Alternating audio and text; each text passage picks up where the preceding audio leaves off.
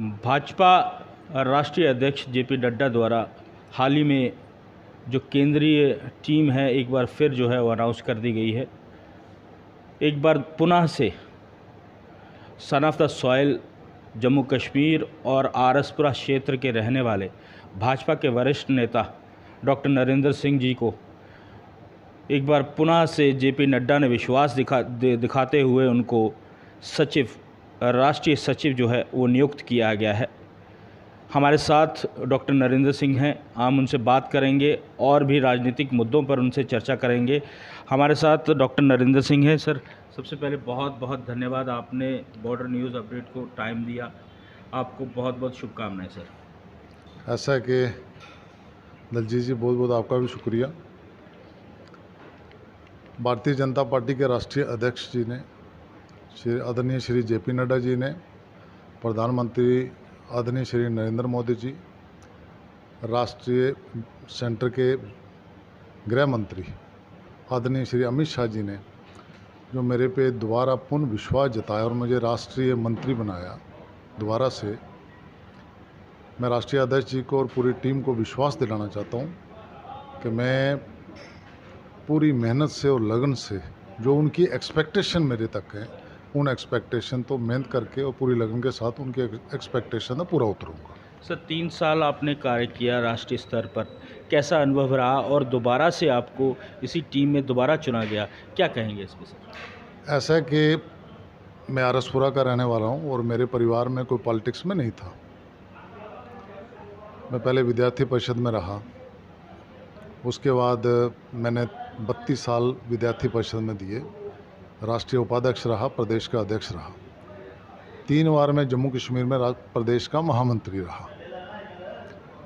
मैं विद्यार्थी परिषद में राष्ट्रीय उपाध्यक्ष भी रहा और अभी मैं इनके पहले टेन्योर में भी राष्ट्रीय मंत्री था और अभी भी पंजाब का सह प्रभारी हूँ और केंद्र की पार्टी द्वारा बनाई गई कई टीमों का मेंबर रहा।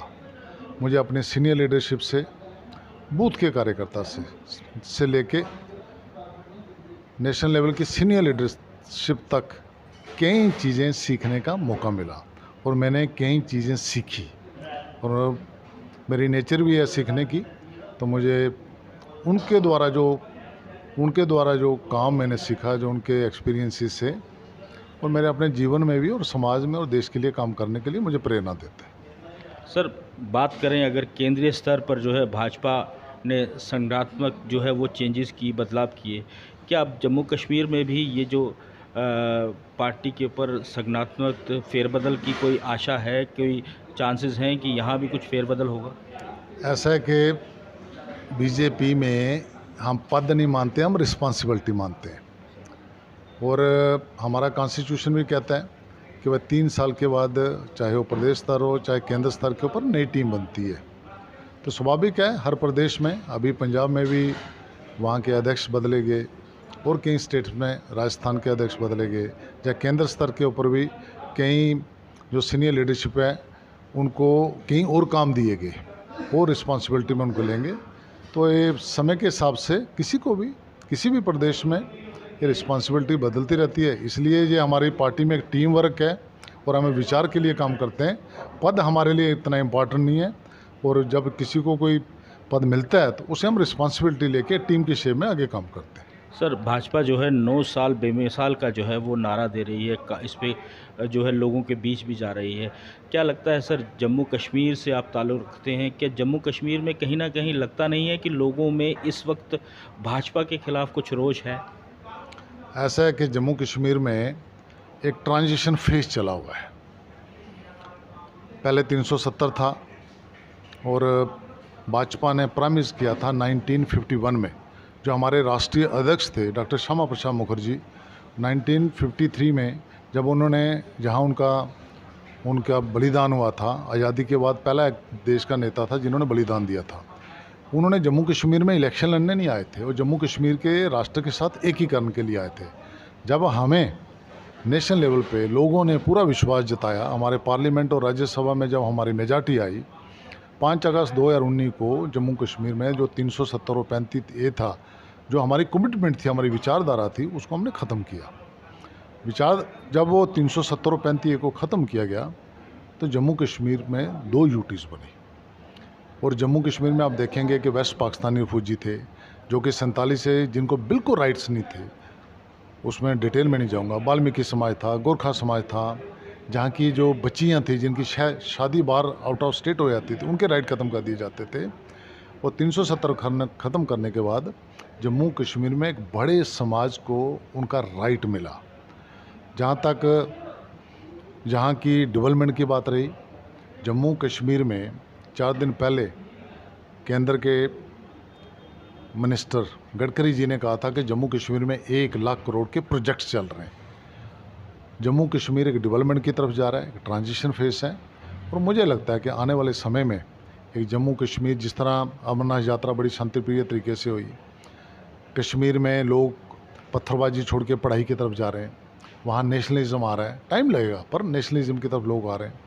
मुझे लगता है कि आने वाले समय में इस ट्रांजिशन फेज से हम लोग निकल के तो ज़रूर जम्मू कश्मीर एक डेवलप जम्मू कश्मीर, पीसफुल जम्मू कश्मीर और एक देश का जिसे हम कहते हैं कि स्वर्ग है जम्मू कश्मीर, अच्छा जम्मू कश्मीर बनेगा। सर आपने अभी कहा कि जम्मू कश्मीर जो है वो डेवलपमेंट की ओर बढ़ा है पिछले 370 हटने के बाद, लेकिन क्या कारण है बीजेपी हाईकमांड इलेक्शन नहीं करा रही जम्मू कश्मीर में? क्या डर क्या है बीजेपी को? आप एज ए सेक्रेटरी राष्ट्रीय सचिव हैं, आपने पंजाब में भी जो है इलेक्शन करवाए, काम किया वहाँ पे। जम्मू कश्मीर में आपका काफ़ी राजनीतिक सफ़र रहा है। क्या कारण है पार्टी इलेक्शन क्यों नहीं करवा रही है? क्यों हालांकि विपक्ष लगातार इस पे हमला कर रहा है कि बीजेपी जो है वो इलेक्शन से भाग रही है, डर रही है। आप क्या कहेंगे सर इस पर? ऐसा है कि बीजेपी हमेशा इलेक्शन के लिए तैयार रहती है और बीजेपी चाहे वो वार्ड का इलेक्शन हो, पंचायत का इलेक्शन हो, एमएलए का हो, एमपी का हो, दमखम के साथ इलेक्शन लड़ती है। हम तैयार हैं। मुझे पूरा विश्वास है कि जम्मू कश्मीर में जल्दी इलेक्शन होंगे। हम भी चाहते हैं कि जम्मू कश्मीर में जल्दी इलेक्शन हो। मुझे लगता है कि इस सेशन में पार्लियामेंट में जो हमारी जम्मू कश्मीर में डिलिमिटेशन हुई थी, उसका जब बिल पास होगा तो उसके बाद लगता है जम्मू कश्मीर में जल्दी इलेक्शन होगी, होने भी चाहिए। सर एक जो है सबसे बड़ी बात, पिछले दिनों सुरेंद्र चौधरी जो हैं एक बड़े नेता बीजेपी को छोड़कर एनसी में चले गए। उन्होंने जाते जाते एक ट्वीट किया, आरोप लगाया परिवारवाद का और करप्शन का भाजपा पे। हालांकि आज तक ये आरोप जो है वो कांग्रेस पर, एनसी पर, पीडीपी पर लगता था। तो क्या लगता है कि ये करप्शन और परिवारवाद ने कहीं ना कहीं बीजेपी में कहीं गड़ किया है? ऐसा है कि सुरेंद्र चौधरी जी ने पर्सनल एलिगेशन लगाए रविंद्र रैना जी पे या अशोक जी के ऊपर। सर वो प्रधान है बीजेपी के और एक संगठन मंत्री हैं। ऐसा है कि अशोक कौल जी अनमैरिड हैं और प्रचारक हैं, उनका कोई परिवार नहीं है। उन्होंने तो अपना पूरा जीवन देश और समाज के लिए दिया हुआ है, वो तो गलत है। और दूसरी बात, जहाँ तक रविंद्र रैना जी की बात रही, मुझे लगता है कि रविंद्र रैना जी ने उनको एक लीगल नोटिस इशू किया हुआ है, तो इस पे बोलना ठीक नहीं रहेगा। और रविंद्र रैना जी पे पर्सनल एलिगेशन है, उसके लिए उन्होंने जवाब दिया, लीगल नोटिस इशू किया हुआ उनके ऊपर। सर क्या लगता है कहीं कहीं ये जो करप्शन है, एडमिनिस्ट्रेशन का जो काम करने का तरीका है, उससे भाजपा जो है वो खुश है क्या? जो एडमिनिस्ट्रेशन इस वक्त काम कर रही है, राज्यपाल, उपराज्यपाल प्रशासन जो काम कर रहा है जम्मू कश्मीर में, क्या लगता है इससे बीजेपी खुश है? कहाँ तक लोगों को आप लगता है कि लोग खुश हैं इससे? ऐसा है कि डेमोक्रेटिक प्रोसेस में और ब्यूरोक्रेसी में फ़र्क तो रहता है, इसमें तो कोई दो राय नहीं है। इसीलिए हम कहते हैं कि भाई हम डेमोक्रेसी की ये कंट्री, यहाँ से डेमोक्रेसी शुरू हुई और हम इसकी जननी हैं डेमोक्रेसी की, और दुनिया की सबसे बड़ी डेमोक्रेटिक कंट्री है। आप ठीक कह रहे हैं कि जब ब्यूरोक्रेसी रहती है तो आम लोगों में और ब्यूरोक्रेट में एक डिफरेंस रहता है, बड़ा गैप रहता है। उसके कारण कई सिचुएशनें ऐसी रहती हैं। पर सरकार ने जैसे अभी दोबारा अनाउंस किया है, जो मैं देख रहा हूँ कि जो हमारे पंचायत के इलेक्शंस हैं, हमारे कमेटीज़ के इलेक्शंस हैं, जो हमारी 3 टायर सिस्टम है जिसे हम कहते हैं ग्रास रूट लेवल की जो डेमोक्रेसी है, अगर वो दोबारा बहाल होगी, मुझे लगता है सिस्टम में इम्प्रूवमेंट होगी। सर आप इस बात को मानते हैं कि जो प्रशासन चल रहा है अभी, उससे जो पब्लिक है बीजेपी नाखुश है? मैं बीजेपी की बात नहीं करता, पर ये ज़रूर है कि गवर्नमेंट में और लोगों में एक गैप है। और आप इस बात को मानते हैं कि इलेक्शन होना बहुत ज़रूरी है? बिल्कुल। मैं कहता हूँ कि जल्दी से जल्दी जम्मू कश्मीर के इलेक्शन होने चाहिए, डेमोक्रेटिक प्रोसेस को बहाल करना चाहिए और मुझे लगता है कि इलेक्शन जल्दी होंगे जम्मू कश्मीर में। As a BJP national secretary हम भी पूरी तैयारी में हैं कि जम्मू कश्मीर में जब इलेक्शन होंगे बीजेपी पूरे दमखम से उस इलेक्शन को लड़ेगी। सर 50+ का नारा जो है लगातार प्रदेश अध्यक्ष द्वारा भी दिया जा रहा है, क्या लगता है कि जो हालात चल रहे हैं बीजेपी 50 पार जो है वो इस बार कर पाएगी? ऐसा कि हम पूरे दमखम के साथ इलेक्शन लड़ेंगे और जिस तरह से प्रधानमंत्री जी जो जम्मू कश्मीर में जैसे काम किए जा रहे हैं, मुझे विश्वास है कि बीजेपी की सरकार बनेगी। पर इलेक्शन जब प्रोसेस आएगा अल्टीमेटली तो लोग डिसाइड करेंगे। तो मुझे पूरा विश्वास है कि जिस तरह से भारतीय जनता पार्टी की बूथ स्तर के ऊपर जिस तरह सेंटर की स्कीम्स का लोगों को फ़ायदा मिल रहा है, जैसे आयुष्मान कार्ड का हर परिवार को उसका फ़ायदा मिल रहा है, मुझे पूरा विश्वास है। जिस तरह से लोगों को अनाज मिल 80 करोड़ लोगों को मिल रहा है और कई सेंट्रल गवर्नमेंट की स्कीम्स हैं, और जिस तरह से जम्मू कश्मीर में पीस और डेवलपमेंट की तरफ आगे बढ़ रहे हैं हम लोग, मुझे विश्वास है कि जम्मू कश्मीर में बीजेपी की सरकार बनेगी। सर जो अभी हाल ही में देश की लोकसभा में पारित हुआ कि पीओजेके को एक सीट जो है आरक्षित की है, आप जो है इसी बिरादरी से इसी समाज से संबंध रखते हैं, क्या लगता है कहीं ना कहीं ये नाइंसाफ़ी नहीं हुई है पीओजेके रिफ्यूजीज़ के साथ? ऐसा है कि 2000 में जब अटल जी की सरकार ने पीओजेके रिफ्यूजियों की ना सुनी ना उनको कोई पैकेज दिया। 2000 करोड़ जो फैमिलीज थी उनके डिस्ट्रीब्यूशन करके 5.5 लाख रुपया पर फैमिली उनको मिला। 36,500 कुछ फैमिलीज हैं। अभी जो डिलिमिटेशन के ऊपर बात आ रही है, ऐसा कि जम्मू कश्मीर में डिलिमिटेशन कमीशन ने 90 सीट्स बनाई। फर्स्ट टाइम है कि जम्मू कश्मीर में एसटी को रिजर्वेशन मिलेगी, एससी को तो पहले मिलती थी। उसके साथ 2 जो महिलाएं थी पहले भी रिजर्वेशन थी उनकी, उसमें मोस्ट प्रॉब्ली रहता था कश्मीर से एक महिला रहती थी कि जम्मू से महिला रहती थी, जैसे हमारी प्रिया सेठी जी थी, मैं एनसी की विमला लुथरा थी, ऐसे रहते थे। अब इन्होंने क्या किया कि उन 2 महिलाओं में से एक कश्मीरी माइग्रेंट्स के लिए रिजर्व रहेगी।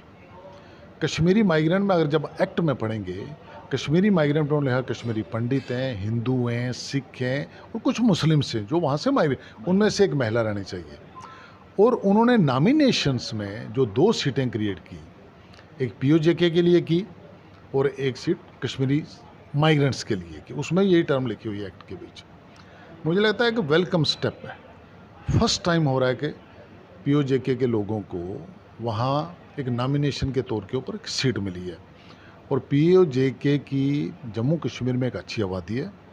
हमारे ऑलरेडी एमएलएज उसमें रहते हैं। हमारे श्याम चौधरी जी पीओजेके के हैं, वो यहाँ से 2 बार एमएलए रहे, मंत्री भी रहे। रविंदर रैना जी पीओजेके के हैं, वो एमएलए हमारे प्रदेश के अध्यक्ष हैं। बाकी भी समाज से इलेक्ट होके हमारे वहाँ रिप्रेजेंटेशन जाती है और जिस तरह से बीजेपी की सरकार उनके लिए काम कर रही है, मुझे लगता है कि हमारा समाज आगे बढ़ेगा और फर्स्ट टाइम है उनके साथ जस्टिस हो रहा है। सर जो ये लोग मांग कर रहे हैं कि 8 सीटें जो है आरक्षित होनी चाहिए, क्या लगता है कि आप भी इनके साथ कहीं ना कहीं सरकार के तक ये आवाज़ पहुंचाएंगे? ऐसा है कि 24 सीट्स हैं। ये जो कमीशन बना था जम्मू कश्मीर का, जिन जम्मू कश्मीर जो पार्ट है उसके लिए कमीशन बना था, उसने 90 सीट को डिवाइड करना था। जो 24 सीट्स पीओके की अभी भी असेंबली में वेकेंट पड़ी हुई हैं, ये कमीशन उसके लिए नहीं था। और जो 24 सीट्स हैं उसके बाद 94 में पार्लियामेंट का एक रेजुलेशन है कि PoK is a part of India.